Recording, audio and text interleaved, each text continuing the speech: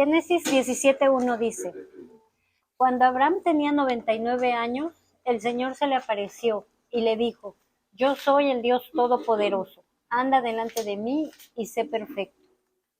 En nuestro estudio acerca de nuestro rol como mujeres, estamos empezando por meditar en algunas áreas de nuestra piedad personal. La vez pasada hablamos del chisme y la calumnia, y hoy vamos a estar hablando de la santidad, de la reverencia y del dominio propio. Entonces, quiero empezar revisando el concepto bíblico de santidad. ¿Qué es ser un santo? ¿Qué es ser una santa? Cuando hablamos de un santo, generalmente pensamos en dos ideas. Nos imaginamos a los santos de la Iglesia Católica Romana, sus estatuas o sus imágenes, o pensamos en una persona buena gente, ¿no? Cuando dices, ay, la hermana Lulú es una santa, dices, ay, es que es muy buena gente, ayuda a las personas, lee su Biblia, es muy buena, ¿no? Pero esos dos conceptos son erróneos. El concepto de un santo de la Iglesia, de la Iglesia Católica y de que pensemos que es una buena persona, ¿no? Vamos a ver cuál es el significado bíblico de un santo. Vamos a 1 Corintios 1:2. Y si quieren guardar su lugar en Génesis, porque vamos a regresar ahí en unos minutos. Pero bueno, vamos a 1 Corintios 1:2.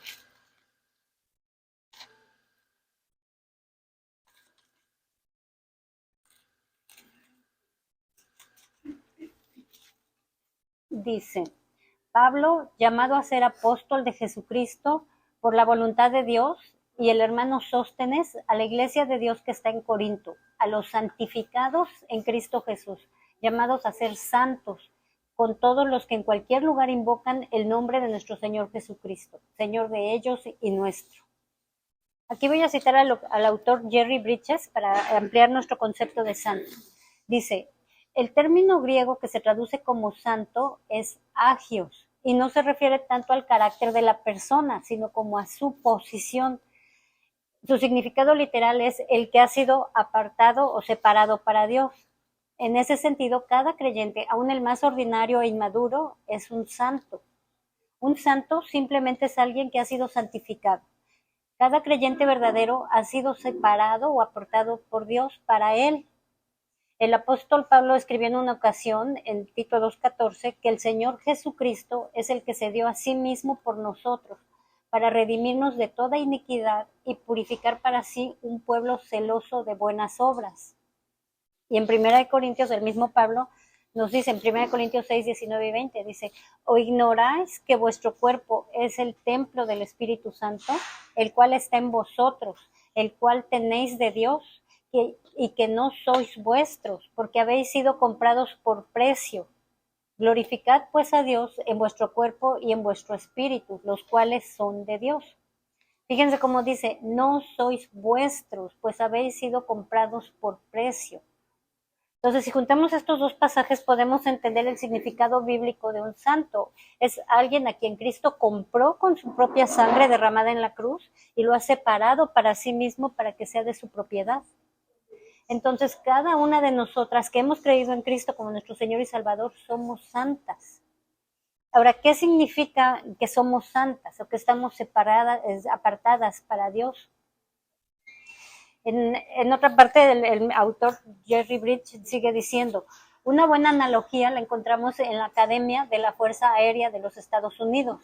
Cuando los cadetes ingresan por primera vez a su entrenamiento, se les trata de forma totalmente diferente a como se trata a los alumnos de primer grado de cualquier universidad. Desde el momento que bajan del autobús que los lleva a la academia, y durante todo su primer año, se les somete a la más extrema y rigurosa disciplina. El objetivo es transformar su manera relajada de vivir y convertirlos en cadetes disciplinados y preparados para llegar a ser oficiales militares. Jamás quedan libres de la disciplina. En el último año todavía se siguen sometiendo a rigurosas exigencias académicas y de comportamiento. Entonces, ¿y por qué hay una diferencia entre una academia militar y cualquier universidad normal? Porque estos jóvenes han sido apartados, literalmente apartados por el gobierno de los Estados Unidos para ser futuros oficiales de la Fuerza Aérea.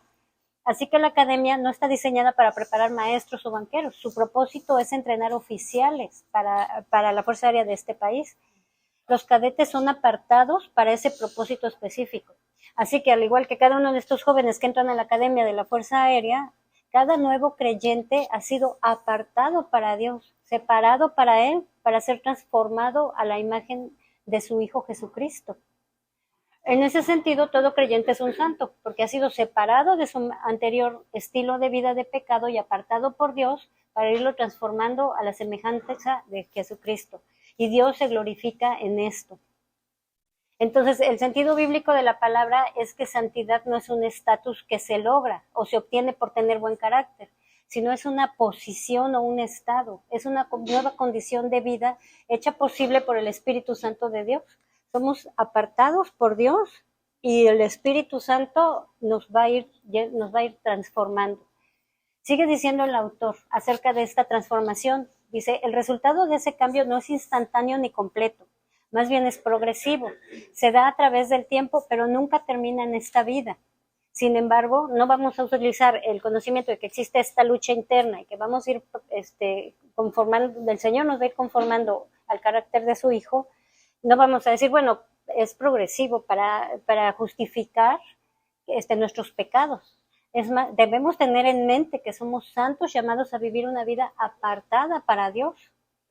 Pablo comenzó su primera carta a la iglesia de Corinto refiriéndose a ellos como los santificados, los apartados por Dios en Cristo Jesús, llamados a ser santos, o sea, llamados a ser apartados. Y después utilizó el resto de la carta para exhortarlos con vehemencia a que se comportaran como tales. En un sentido, podríamos resumir la carta de Pablo con la siguiente declaración: ustedes son santos, por favor actúen como tales. Así que, hermanas, la exhortación hoy es que vivamos como lo que somos, es decir, que nuestro comportamiento refleje lo que realmente somos. Aunque la palabra santo describe básicamente nuestra posición como gente separada para Dios, conlleva la responsabilidad de vivir como tales en nuestra vida diaria. Este mismo autor comenta que cuando él fue oficial de la Marina de los Estados Unidos, tenían una expresión que decía, esa conducta es indigna de un oficial. Entonces la expresión era mucho más que una descripción de un comportamiento vergonzoso, significaba que la conducta del militar era incongruente con lo que se esperaba de él. Es decir, el oficial al que se le llamaba así no había vivido a la altura de su responsabilidad de conducirse como debería hacerlo. Quizá podríamos adoptar una expresión similar para nosotros los creyentes, ¿no? Que la suya es una conducta indigna de un santo. Tal expresión nos haría quedar bastante mal cuando andamos en ingratitud, en orgullo, en chismes, en envidia, en celos, resentimientos, criticando, o somos impacientes, porque debemos recordar que nuestra conducta debe ser digna de un santo, porque así hemos sido separados por Dios para Él. La Biblia tiene una palabra que describe la conducta indigna de un santo, y esa palabra es pecado. Entonces, bueno, hasta aquí termina la cita del autor Jerry Bridges, pero pues sí, cuando no estamos a la altura de nuestro llamado, estamos pecando. Entonces, como creyentes hemos sido apartadas para Dios, así que tengamos la conciencia de que vivimos delante de un Dios santo todo el tiempo. Y eso se llama reverencia. Vamos a regresar a Génesis 17:1.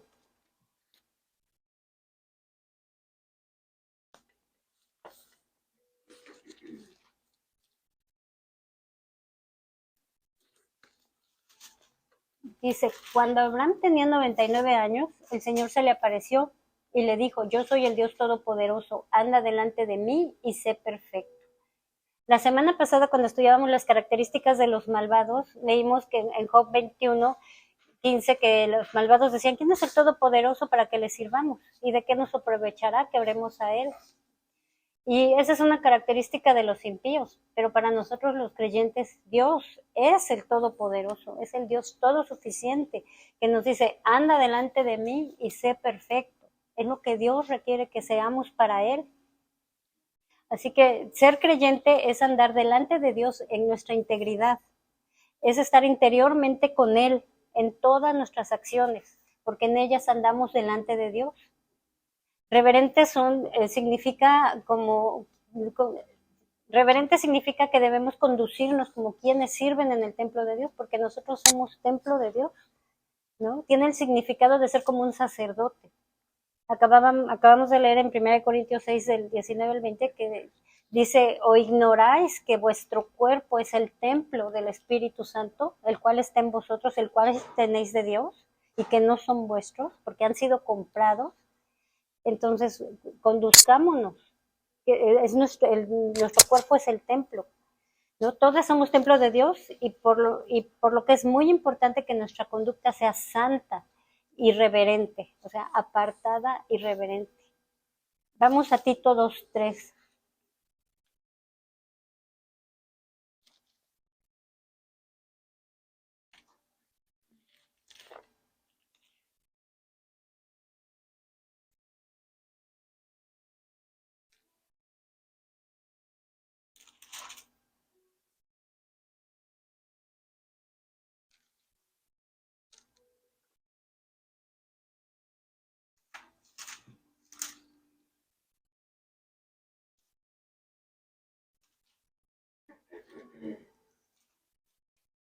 Tito 2:3 dice, las ancianas asimismo sean reverentes en su porte, no calumniadoras, no esclavas del vino, maestras del bien.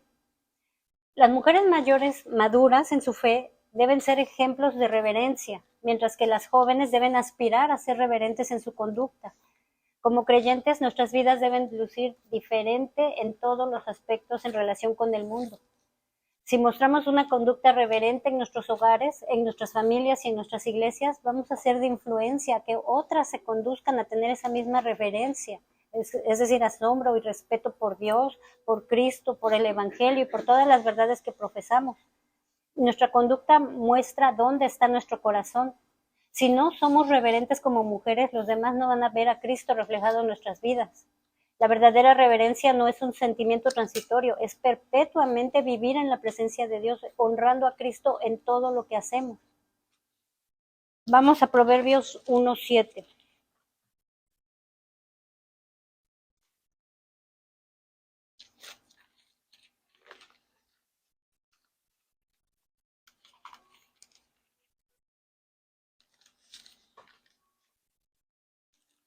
Proverbios 1:7 nos dice, el principio de la sabiduría es el temor de Jehová. Si tememos al Señor, nuestras vidas van a estar caracterizadas por la reverencia a Dios. Estamos hablando de ese temor reverente, como cuando estás delante de una autoridad, ¿no? De eso estamos hablando, de que tengamos la conciencia que vivimos delante de Dios como nuestro Señor, como nuestro Rey, como quien es una autoridad sobre nosotras. Entonces, cuando estás, por ejemplo, aquí en la tierra, vas en el carro y viene un policía junto a ti, pues tú te aseguras de que vayas a la velocidad correcta, que vengas, te traigas tu cinturón, que vengas cumpliendo con todo, porque tienes ese respeto y ese temor reverente hacia una autoridad. Y aquí abriendo un paréntesis pequeño, es importantísimo fomentarles a nuestros hijos el respeto por las autoridades, empezando por su papá, por su mamá, por los maestros en la escuela, por la policía, por el gobierno. Tienen que aprender a respetar a las autoridades, porque si ellos no se saben someter a una autoridad que ven, no van a poder someterse a Dios que no ven. Entonces, desde chiquitos, aún cuando su conversión venga en el momento que el Señor los llame, pero tenemos que fomentar que respeten, ¿no? También vivimos en una época donde los niños, si se sienten mal, si se sienten, son intocables, ¿no? Y están perdiendo ese respeto, ese sentido de respeto, aún por sus padres, pero bueno, ese era como un paréntesis, pero bueno, estamos hablando de que nos conduzcamos con ese respeto delante del Señor, que nos ven todo lo que hacemos, ¿no? También otro ejemplo, si estuviera aquí sentada el presidente o alguien, nuestra conducta, todo cuidaríamos lo que vamos a decir, porque hay una autoridad, ¿no? Y a eso nos estamos refiriendo con la reverencia a Dios, ¿no? Entonces, nuestro objetivo es ya me perdí, sí. Dice el Salmo 2:11, dice, servid a Jehová, gracias, sí, servir a Jehová con temor y alegraos con temblor. O sea que tenemos que tener ese equilibrio de esperanza y sobrecogimiento, de temor y de fe, de arrepentimiento y de confianza, ¿no? Hablemos y actuemos con naturalidad, pero con reverencia, con la actitud que tendríamos en la presencia de una persona a la que amamos y respetamos profundamente. Nuestro objetivo es cultivar una conducta reverente y alimentar un comportamiento que honre y glorifique a Dios en todo momento. ¿Cómo vamos a fomentar esa reverencia? ¿Cómo vamos pues sí, a hacerla crecer en nuestra vida? Pues lo más importante es una comunión con Dios, a través de la oración y a través del conocimiento de su palabra. ¿No? La oración es imprescindible y nuestra mente debe estar siendo alimentada por la palabra de Dios a través de la lectura y meditación personal de las Escrituras diariamente, además de congregarnos cada vez que nuestra iglesia local se reúne para que escuchemos las enseñanzas de los pastores y maestros. Ahí también vamos a poder exponer y aclarar nuestras dudas, ¿no? Al conocer cada vez más a Dios, su carácter, sus atributos, necesariamente vamos a ser reverentes. Esa es una respuesta lógica ante el conocimiento del único Dios verdadero, santo, santo, santo, todopoderoso, omnisciente, misericordioso, justo. Entre más vas conociendo la grandeza de su carácter, más vas a tener una reverencia, un temor de Dios, ¿no? Eso, bueno, y en cuanto a nuestra vida práctica y de comunión con otras personas, hay que fijarnos lo que hablamos, lo que pensamos, tener mucho cuidado con lo que dejamos entrar a nuestra mente. Filipenses 4:8 dice, por lo demás, hermanos, en todo lo que es verdadero, todo lo digno, todo lo justo, todo lo puro, todo lo amable, todo lo honorable, si hay alguna virtud o algo que merece elogio, en eso meditar. Si estamos llenando continuamente nuestras mentes y corazones con la palabra de Dios, dice nuestro Señor Jesucristo que el hombre bueno del buen tesoro de su corazón saca lo que es bueno, y el hombre malo del mal tesoro saca lo que es malo, porque de la abundancia del corazón habla su boca. Así que dependiendo con lo que estamos llenando nuestra mente y corazón es de lo que vamos a estar hablando. Así que tengamos cuidado de no enredarnos en conversaciones vanas que no edifican ni te ayudan en la búsqueda de tener un comportamiento reverente. Dice Colosenses 4:6 que vuestra conversación sea siempre con gracia, sazonada con sal, para que sepáis cómo debes responder a cada persona. Es bien importante, ¿no? Y a veces a la ligera empezamos a platicar con personas o vienen y te empiezan a platicar cosas y estás llenando tu mente de muchas cosas que ni siquiera están honrando a Dios, ¿no? Si tenemos la conciencia que Dios está escuchando lo que te están diciendo y lo que tú estás oyendo, a lo mejor tendríamos podríamos parar o cambiar el tema o irnos de ahí, ¿no? Otra manera en la que trabajamos nuestra reverencia es ejercitándonos en el amor y las buenas obras. Dice nuestro Señor Jesús en Mateo 2:39 que amarás a tu prójimo como a ti mismo. Así que nos ejercitamos amando al prójimo de la misma forma en que Dios nos amó a nosotras, sin merecerlo.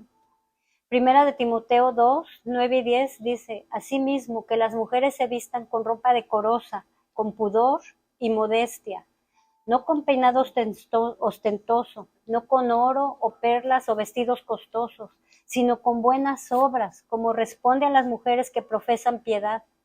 Proverbios 31:20 dice que la mujer virtuosa extiende su mano al pobre y alarga sus manos al necesitado. Entonces son maneras de fomentar nuestra reverencia, ¿no? Ahora, para ejercer esta reverencia necesitamos del dominio propio. Dominio propio es ejercer control sobre los deseos y acciones del yo. Vamos a Proverbios 25:28.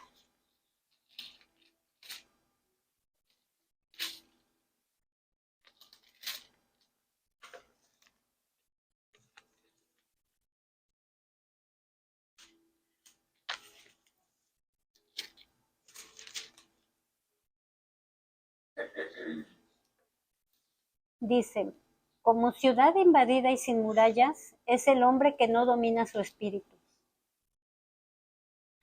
El dominio propio es como una muralla que protege la ciudad, ¿no? Una muralla brinda protección, defensa y seguridad en una ciudad.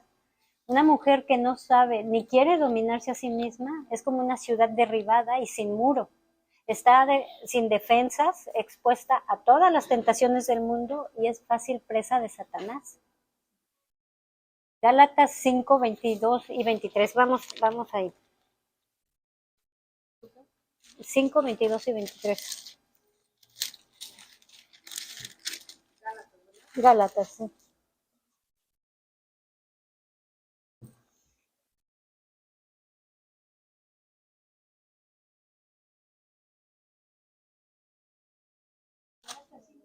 Cinco, 22 y 23.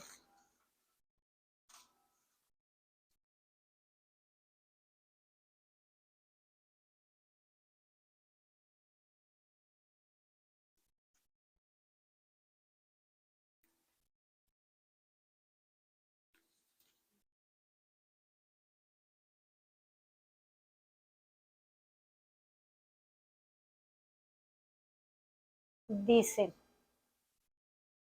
mas el fruto del Espíritu es amor, gozo, paz, paciencia, benignidad, bondad, fidelidad, mansedumbre, dominio propio.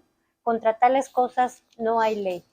En unas versiones dice templanza, pero es dominio propio. Bueno, es lo mismo. Dice, Pablo enumera el fruto del Espíritu Santo y en esta lista de virtudes espirituales menciona el dominio propio. Es una virtud y es una virtud del fruto del Espíritu. Entonces, el dominio propio no puede suceder sin el Espíritu Santo. Las personas que están llenas del Espíritu se caracterizan por su control. La llenura del Espíritu Santo es a través de la comunión con Dios. Entre más piensas en Dios, entre más meditas en sus obras, entre más le alabas, entre más le pides en oración, entre más constantemente hablas con Él y Él contigo por medio de su palabra, más seguramente estás en el camino de menguar tú para ser controlada por su Espíritu. Y entonces esa santa familiaridad con Dios engendra santidad. Por el contrario, la distancia de la presencia del Señor siempre significa pecado. Nuestro Señor Jesús dijo, separados de mí, nada podéis hacer, ¿no? Entonces, una mujer creyente se esfuerza por someter su carne, controlar su carácter. La mujer bíblica es fuerte en su carácter, en su piedad, y no se da a las cosas para que las cosas tengan dominio sobre ella. No se da a hábitos destructivos. Pablo lo expresa cuando le escribe a Timoteo, en 2 Timoteo 1:17, le dice, porque no nos ha dado Dios espíritu de cobardía, sino de poder, de amor y de dominio propio. El dominio propio nos capacita para ver la situación objetivamente y manejarla de un modo equilibrado y controlado. Qué importante es esto para poder pensar antes de actuar, ¿no? Si tienes dominio propio, te dominas y piensas, ¿no? Debemos ser consideradas y reflexivas, no precipitadas y descuidadas. El ser prudente significa usar la inteligencia para razonar con nosotras mismas, para examinar nuestros propios corazones. Hay que emplear este poder del dominio propio que nos distingue de los animales y que nos hace más dignos que ellos para lograr aquellos grandes fines para los cuales nos fueron otorgados. Los animales actúan por instinto, no piensan, pero nosotros tenemos esa virtud que nos dio el Señor, ¿no? De que nos deberíamos de saber dominar, ¿no? ¿Y para qué nos fue otorgado eso? Para que no recibamos en vano la gracia de Dios, ¿no? Sino que como criaturas racionales nos comportemos de forma racional como nos corresponde. En lo práctico, para que trabajemos con el dominio propio, procuremos que nuestras relaciones con los demás sean agradables. Es importante que cada una de nosotras le preste atención especial al asunto de cultivar el temperamento. Cuando por desgracia existen actitudes desagradables en tu vida, ¿no? De un carácter cerrado o que te airas fácilmente, la que posee ese carácter debe esforzarse por mejorarlo, ¿no? O si en tu familia o en tu círculo alguien es así, tú debes ser ejemplo para otros. En lugar de burlarse de él, criticarlo, irritarlo o provocarlo, debes ejercitar toda paciencia, ¿no? Esforzarnos por practicar amabilidad, buenos modales con toda ternura y amor. Es cuestión del dominio propio, ¿no? No estamos diciendo que es fácil, pero tienes que aprender a controlarte, a quedarte callada y a responder con amor, con ternura, con amabilidad. Otra área en la que es importante ejercer el dominio propio es en nuestras prácticas. Una mujer creyente no es adicta a las cosas Y esto puede aplicar al vino, puede aplicar a las novelas, a las series de Netflix, a la comida, a las compras, a las redes sociales, puede aplicar a cualquier cosa vana, ¿no? que te domine, ¿no? Vamos a 1 Corintios 6:12.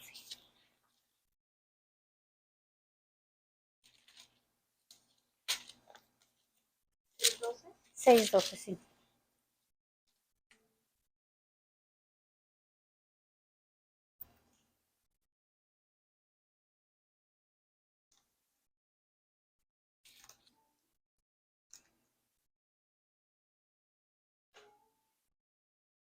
Dice, todas las cosas me son lícitas, pero no todas son de provecho. Todas me son lícitas, pero yo no me dejaré dominar por ninguna, ¿no? Los corintios estaban repitiendo, si se fijan, dicen, todas me son lícitas, pero no son de provecho. Todas me son lícitas, porque repetían eso como su refrán, ¿no? Decía, todas me son lícitas. No, pero ellos lo hacían para justificar una perspectiva torcida de libertad cristiana, ¿no? Como una licencia para pecar. No sé si han escuchado eso de la libertad cristiana, ¿no? Hay cosas que dices, bueno, no es malo que yo esté en mi Facebook o que vea una novela, eso no es pecado, no, la Biblia no dice que eso es pecado. Sí, pero como dice, sí, todo te es lícito, pero no todo te conviene. Ahora, ¿cuál es esa libertad cristiana que es? Y no estamos diciendo que es pecado, es lo que estamos diciendo, que si eso te hace, te domina y al final te hace pecar, entonces no está bien, no te está haciendo pecar, ¿no? La libertad en Cristo se despliega en aquello que es de provecho para ti y para los demás. No nos lleva a ser dominados por los deseos pecaminosos, porque eso sería un retorno a la esclavitud. Pedro nos dijo en 2 Pedro 2:19 que uno es esclavo de aquello que le ha vencido. Entonces, sí es importante, si ya te domina, si ya no, además estás escuchando o viendo o haciendo cosas que te provocan pecar, entonces sí ya es pecado, ¿no? Tito 3:3 dice, porque nosotros también en otro tiempo éramos necios, desobedientes, extraviados, esclavos de deleites y placeres diversos, viviendo en malicia y envidia, aborrecibles y odiándonos unos a otros. Antes, en nuestra depravación, sin Cristo, éramos esclavos de deleites y placeres diversos. Pero en 2 Corintios 5:17 nos dice Pablo que de modo que si alguno está en Cristo, nueva criatura es, las cosas viejas pasaron, he aquí, son hechas nuevas. Ningún creyente puede estar esclavizado por nada ni por nadie, porque Cristo lo ha hecho libre y le ha dado su Espíritu Santo. Efesios 5:18 dice, no os embriaguéis con vino, en lo cual hay disolución, sino sed llenos del Espíritu. Llenos del Espíritu. Y lo que hablábamos hace un momento, ¿cómo va a ser? Pues en una comunión con el Señor, en buscarlo todo el tiempo, en oración y a través de su palabra, en alabanza, buscarlo, aferrarnos a Él. Una mujer piadosa, una mujer dedicada a las cosas santas, no puede darse a ningún exceso, no sea que pierda los sentidos y no discierna claramente entre lo bueno y lo malo, y uno no pueda entonces ser un buen ejemplo de impacto favorable a su familia, a su iglesia y a su sociedad. Lo meditaba y pensaba, por ejemplo, estás viendo una novela o una serie de Netflix o algo, que obviamente no son cristianos, son cosas del mundo, y aunque pues es muy sana o lo que sea, ¿no? Pero de repente te empiezan a meter ideas que no son cristianas, porque si son del mundo, no están con el Señor ni en sus caminos. Entonces te empiezan a meter ideas, y de repente tú ya no disiernes entre lo bueno y lo malo, ¿no? Ya no lo que es santo y lo que no, ¿no? Y es muy sutil, pero tienes que estar, si tú estás en constante comunicación con el Señor, con su palabra, vas a poder discernir. Pero si te empiezas a alejar del Señor o nada más vas a la iglesia, nada más lees lo que te tocó hoy de tu devocional y ahí le paras, sin estar meditando en su palabra, sin estar en oración y en comunión con Él, pues al rato ni vas a saber qué es lo que dice el Señor y vas a empezar a llenarte la cabeza de cosas que no te convienen, que te alejan del Señor y que eventualmente te van a llevar a pecar. Entonces, como dice Efesios 5:8, sed llenos del Espíritu Santo. Y eso que estás lejos del Señor y que empiezas a meterte ideas en tu cabeza que no son bíblicas, pues ya no vas a dar un buen ejemplo en tu familia, con tus hijos, ¿no? Y es sutil, ¿no? Hay que seguir conociendo a Dios en oración y a través del estudio de su palabra. Y una vez que percibas la grandeza y santidad de Dios, a quien tenemos que dar cuentas, y el peso de la eternidad en la que estamos expuestas a caer en cualquier momento, todas vamos a morir y no sabemos cuándo. Cuando tú te pones a meditar en esas cosas, vamos a darnos cuenta que ha llegado la hora de pensar seriamente en todo, en nuestra vida, en nuestros caminos. Es hora de mirar a nuestro alrededor, aprender a pensar más allá de lo que se encuentra nada más justo enfrente de nosotras, aprender a descubrir las verdades bíblicas y aplicarlas a nuestra vida. No nos aferremos a lo primero que surge a nuestra mente, sino a lo que debe tener el primer lugar y a lo que merece ser considerado primero. Hay multitudes de personas que son destruidas por no tener dominio propio. No saberse dominar arruina a miles y muchas almas valiosas perecen simplemente por falta de atención a sus actos. Los tribunales del divorcio, los hospitales, las cárceles están llenos de personas que fallaron en una cosa en su vida y eso fue controlarse a sí mismo. Dice el Señor en Ageo 1:5, pues así ha dicho Jehová de los ejércitos, meditad bien sobre vuestros caminos.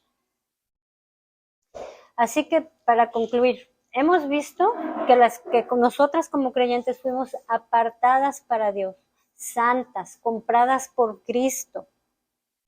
Y en este andar reverente delante de un Dios santo necesitamos sabiduría, necesitamos firmeza, necesitamos decisión, necesitamos paciencia, necesitamos dominio propio, necesitamos perseverancia. Y todo esto lo tenemos que ir a buscar al trono de la misericordia, aquel que da a todos abundantemente y sin reproche. Toda buena dádiva y todo don perfecto desciende de lo alto, del Padre de las luces.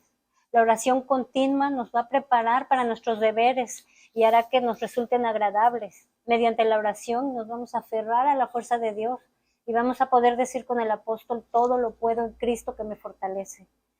No es fácil, pero tenemos que aferrarnos al Señor para vivir, porque aquí no hay, o eres o no eres, o vives como te llamó el Señor a ser, santa, delante de Él, apartada para Él, comprada por su sangre para Él, o vives el mundo. No hay con un pie en la tierra, con el Señor y un pie en el mundo. Eso no existe. O eres o no eres, ¿no? Y tenemos que tomar esa decisión, ¿no?